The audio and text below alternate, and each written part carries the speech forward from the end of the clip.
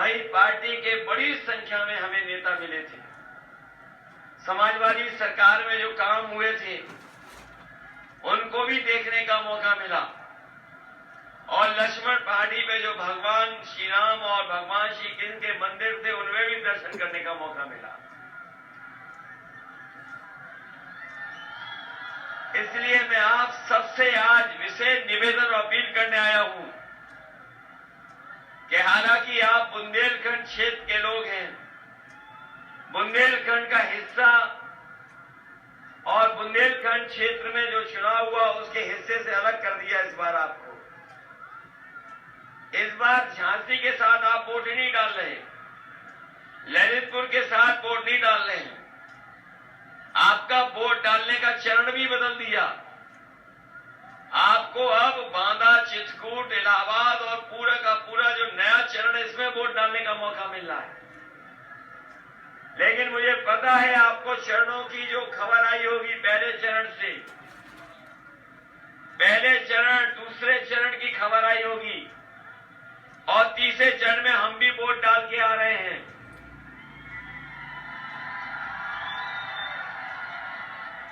और आज की तारीख भी लोगों को पता होगा, 22/22 है।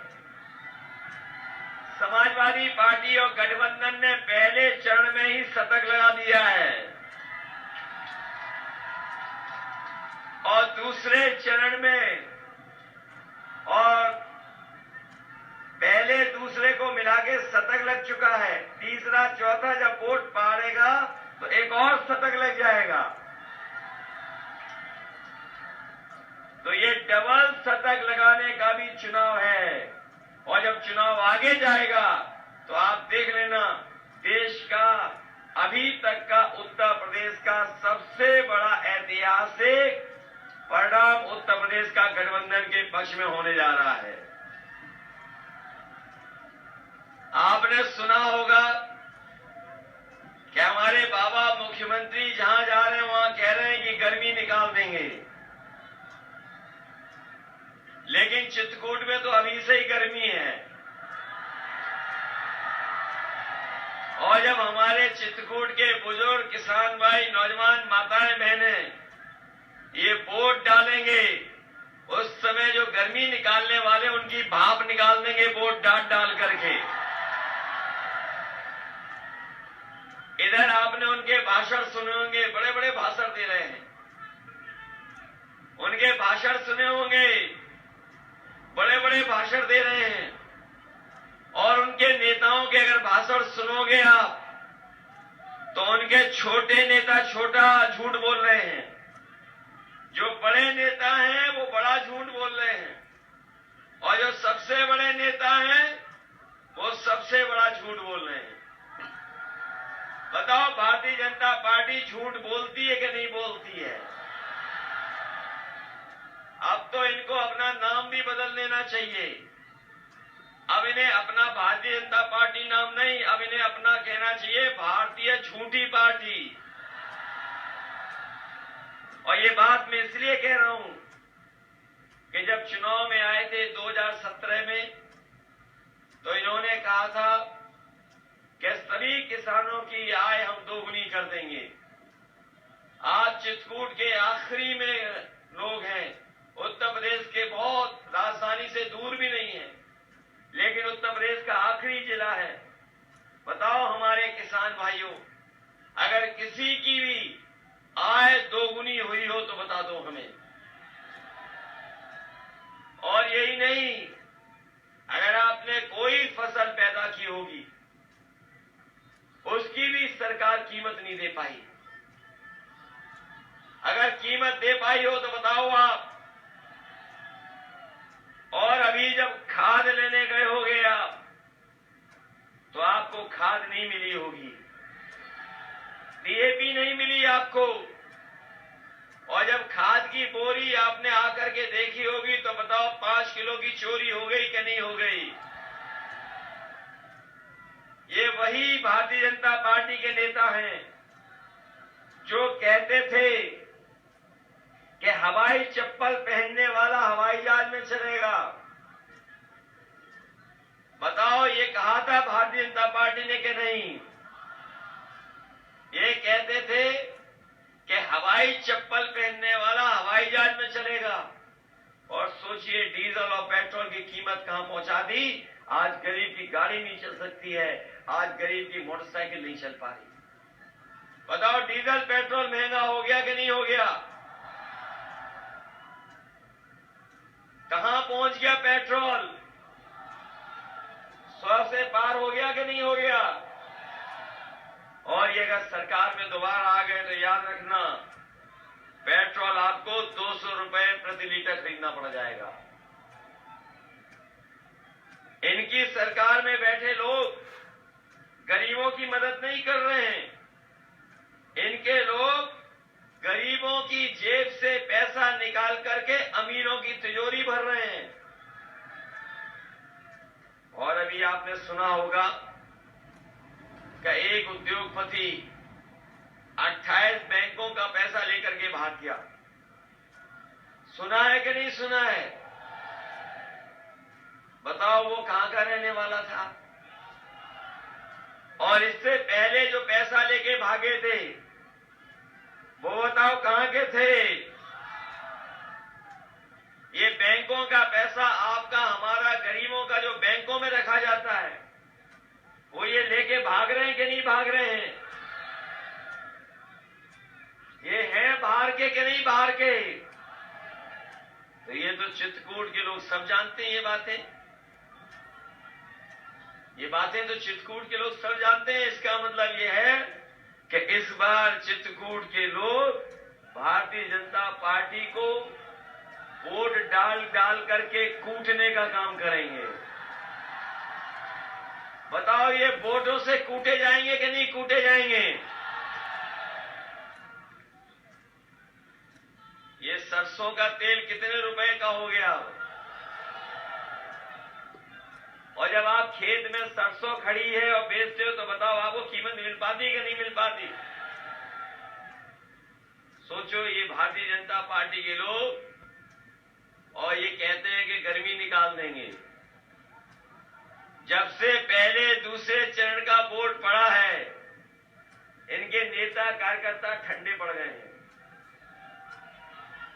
और तीसरे चरण में जब वोट पड़ा तो ये सन्न रह गए, सुन्न हो गए। और अब वोट पड़ने जा रहा है चित्रकूट का, तो बताओ शून्य रह जाएंगे कि नहीं रह जाएंगे? ये नौजवान साथी, इनको भरोसा दिलाया था कि इन्हें नौकरी मिलेगी।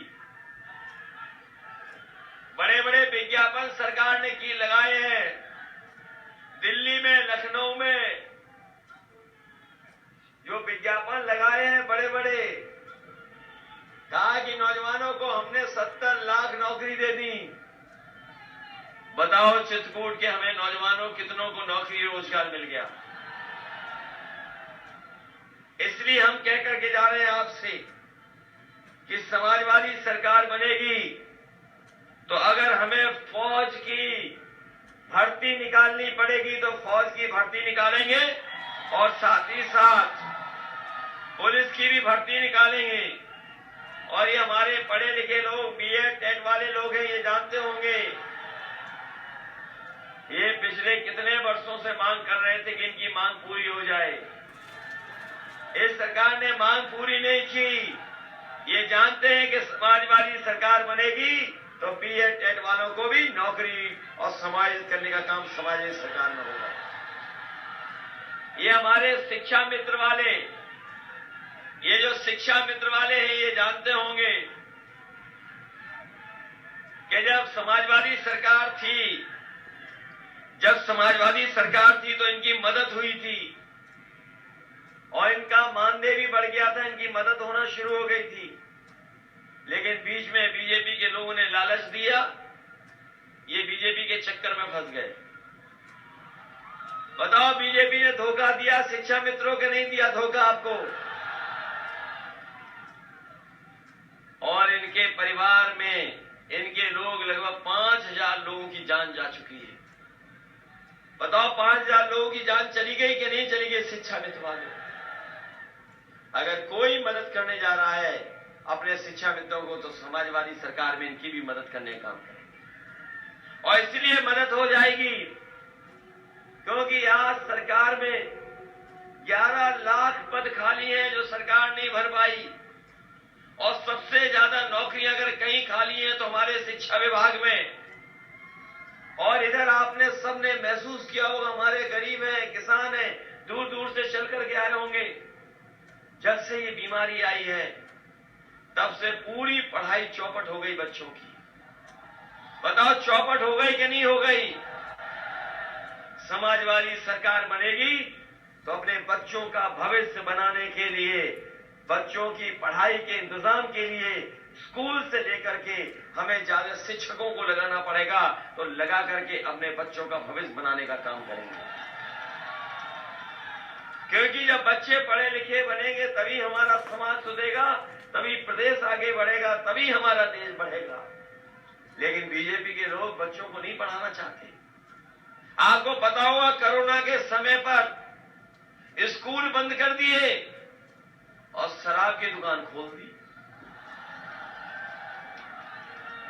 बताओ शराब की दुकान खोली थी कि नहीं खोली थी? और इधर हमारे बाबा मुख्यमंत्री हमारे लिए कहते हैं कि हम 12 बजे सो के उठते हैं। इधर बाबा मुख्यमंत्री जहां जा रहे हैं उनका चुनावी मुद्दा है कि हम 12 बजे सो के उठते हैं। जिस दिन से उन्होंने ये कहा है कि हम 12 बजे सो के उठते हैं, उस दिन से हमने भी नजर रखना शुरू कर दिया है। और हमारे साथी जानते होंगे उनकी दीवार हमारी दीवार एक है। तो जब से हमने नजर रखी है उधर, तब से हमें दिखाई दे रहा है कि कभी कभी में धुआं उड़ता नजर आता है। अभी कुछ दिन पहले कुछ हमें पुताई वाले जाते मिल गए। मैंने रोक के पूछवाया पुताई वालों से, हमने पुताई वालों से, ये तो अच्छी चीज है भाई, ये कहां खराब चीज है? तो जब पुताई वाले जा रहे थे हमने उनसे पूछा कि कहां जा रहे हो आप, तो उन्होंने इशारा किया कि वहां जा रहे हैं। तो मैं समझ गया कि यह सरकार जाने वाली है, क्योंकि वो धुएं के धब्बे उससे पुताई करवा रहे हैं। ये बाबा मुख्यमंत्री कह रहे थे अभी झांसी में कि हमने नौजवानों को 1 करोड़ वो दे दिया है, 1 करोड़ स्मार्टफोन। बताओ हमें चित्रकूट के नौजवानों, ये जो नीली जीन्स पहने खड़े हो और हाथ में स्मार्टफोन है, क्या बाबा मुख्यमंत्री ने दिया आपको? और लैपटॉप दे रहे थे, बताओ लैपटॉप मिला किसी को कि नहीं मिला? बताओ ये टैबलेट क्या देते रहे 4 साल 4.5 साल, कौन सी टैबलेट देते रहे? तो अभी तक तो हम ये सोचते थे कि बाबा जी लैपटॉप नहीं चलाना जानते इसलिए नहीं बांट रहे हैं। लेकिन इधर नौजवानों ने, हमारे पत्रकार साथियों ने देखा होगा कि एक तस्वीर उन्होंने डाली अपने सोशल मीडिया पर, जहां वो खुद पूरब की तरफ देख रहे हैं और जनता पश्चिम की तरफ देख रही है। तब मुझे पता लगा कि ये स्मार्टफोन भी नहीं चला पाते हैं। बताओ हमारे बाबा मुख्यमंत्री कैसे हैं? और हमारे किसान भाई जानते होंगे कि इन्होंने कहा था कि हम गौशालाएं बनाएंगे, गौशालाएं। बताओ गौशालाएं बनाने का वादा किया था, कितनी गौशालाएं बन गई बताओ? आपको अपने खेतों को बचाने के लिए, तार लगाने पड़ गए कि नहीं लगाने पड़ गए? और हमारे मुख्यमंत्री जी का जो प्रिय जानवर है, जो हमारे मुख्यमंत्री जी का प्रिय जानवर है, तो बताओ वो टक्कर मार रहा है कि नहीं मार रहा है? कैसी सरकार है, सोचो आप, कैसी सरकार है ये। इतनी तकलीफ परेशानी किसी सरकार ने जनता को नहीं दी होगी। याद करो वो समय जब लॉकडाउन लगा था, हमारे मजदूर भाई जो भी काम कर रहे थे दूसरे प्रदेशों में, वो बेचारे पैदल पैदल चल करके आए थे। इस सरकार को मदद करनी चाहिए थी। लोग अपना सामान रख करके, लोग अपने छोटे से बच्चों को अपने कंधे पे लेकर के आए थे, और जो छोटे बच्चे चल सकते थे वो पैदल पैदल परिवार के साथ चल रहे थे। हमने आपने सबने देखा कितना भूखे प्यासे वो चल रहे थे। कई दिनों भूखे प्यासे चल चल करके अपने घर पहुंचे थे जाकर के। इस सरकार को जहां मदद करनी चाहिए थी, सरकार ने मदद नहीं की और अनाज छोड़ दिया जनता को। आप वो बातें भूले तो नहीं हो। और उसके बाद जब बीमारी आई तो बीमारी में बड़े पैमाने पे हमारे लोगों की जान चली गई। जिस समय सरकार को दवाई, बिस्तर, ऑक्सीजन देना था, ये सरकार दवाई, बिस्तर, ऑक्सीजन नहीं दे पाई। कई हमारे लोगों की जान बच जाती, गरीबों की, लेकिन इस सरकार ने कोई मदद नहीं की। उस समय भी अनाज छोड़ दिया। बताओ सरकार ने धोखा दिया था कि नहीं दिया था? और वो तस्वीरें भी नहीं भूले होंगे कि मां गंगा के भीतर इन्होंने लाशें फेंक दी। वो बहती बहती बिहार चली गई और कई गरीब परिवार के लोगों के पास जब पैसा नहीं था, दाह संस्कार करने की लकड़ी नहीं थी, उन विचारों ने गंगा के किनारे अपने परिवार के सदस्यों की जिनकी जान गई थी वहीं रेत से ढक दिया था, दबा दिया था, दफना दिया था। मां गंगा ने जब वापस कर दी थी लाशें, के नहीं वापस कर दी थी, सब टिकने लगी थी। अगर कोई जिम्मेदार है और किसी की वजह से जाने गई हैं, तो यही भारतीय जनता पार्टी की सरकार है जिसकी वजह से गरीबों की जान चली गई। ये कहते हैं राशन दे रहे हैं, राशन। हम इनसे पूछना चाहते हैं, अभी ये सरकार के लोग कह रहे हैं कि हम राशन दे रहे हैं, राशन। ये भाजपा के लोग प्रचार कर रहे हैं कि राशन दे रहे हैं, राशन भी दे रहे थे। बताओ, गरीबों को देने का काम समाजवादी लोग कर रहे थे। हम ये पूछना चाहते हैं कि जब समाजवादी लोग गरीबों को घी, सरसों का तेल, चावल, आलू, आटा, दाल सब कुछ दे रही थी, तो आपकी सरकार आते ही वो हमारे गरीबों का समाजवादी पैकेट क्यों बंद कर दिया था? क्यों बंद कर दिया आपने? और ये जो राशन अभी मिल रहा है गरीब भाइयों बहनों, हम बता के जा रहे हैं, ये जो राशन मिल रहा है पहले नवंबर तक मिलना था और अब इन्होंने कहा है मार्च तक देंगे। कभी सोचना कि अगर मार्च में सरकार चली जाएगी तो कौन देगा? इसलिए समाजवादी पार्टी ने तय किया है कि हमारे गरीबों को समाजवादी पैकेट की तरह अगर राशन देना पड़ेगा तो पूरी की पूरी जब तक समाजवादी सरकार रहेगी हम अपने गरीबों को राशन पहले की तरह देने का काम करेंगे और अच्छी क्वालिटी का देंगे और हमारे गरीबों को पौष्टिक खाना मिल जाए, पौष्टिक आहार मिल जाए। उसके लिए अगर हमें सरसों का तेल, घी और अगर मिल्क का पाउडर भी देना पड़ेगा तो हम अपने गरीबों को मिल्क पाउडर देने का काम करेंगे। न केवल हम खाने का इंतजाम करेंगे बल्कि अपनी माताओं बहनों को हम कह के जा रहे हैं। पहले 500 रुपया दे रहे थे हम लोग, इस बार समाजवादी पार्टी ने तय किया है कि गरीब परिवारों की माताएं बहनों को 1500 रुपया महीना दे करके उनके परिवारों की मदद करने का काम करेंगे। 1500 रुपया महीना और साल का 18,000 समाजवादी सरकार में हम देने का काम करेंगे। और इधर ये लोग जानते होंगे कि बिजली को लेकर के बहुत सारा बिल आ रहा है। महंगी बिजली कर दी बीजेपी वालों ने। बताओ, बीजेपी वालों ने महंगी बिजली कर दी कि नहीं कर दी? और जब बिल आता होगा तो आपको बिजली के बिल से करंट लग रहा है कि नहीं लग रहा? और वसूली के लिए मुकदमे दर्ज हो गए, कई लोगों को परेशान किया जा रहा है।